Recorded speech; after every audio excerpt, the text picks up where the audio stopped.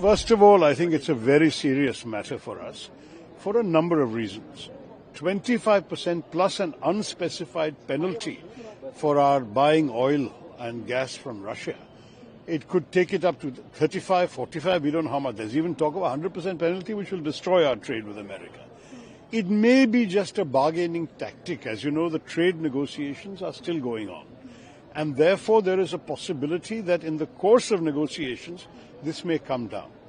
If it doesn't, it will certainly damage our exports because America is a very big market for us. I think our exports alone are $87-90 billion.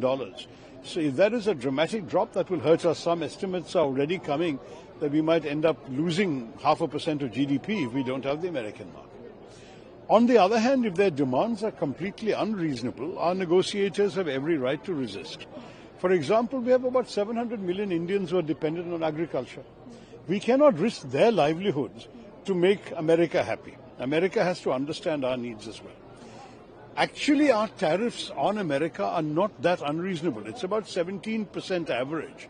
And American goods are not priced that competitively that they can sell so much in the Indian market. If Mr. Trump thinks, oh, bade market hai, we can sell a lot of items, then they have to look at their own prices. Are they competitive?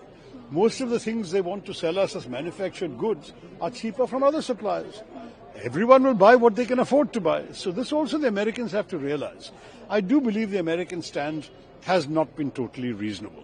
And I believe our stand, we can possibly show some flexibility, but there is a limit to how much flexibility we can show.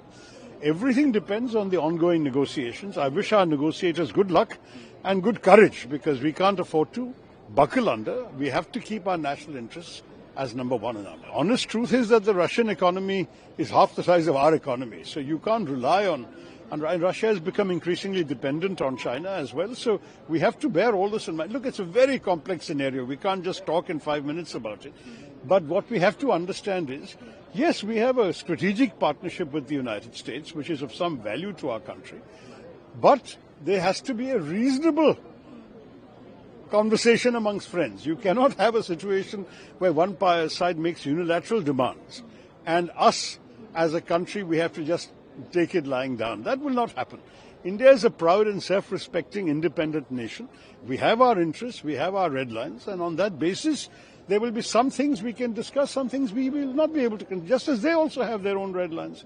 So I think there has to be some give and take. Let's wait as the negotiations progress.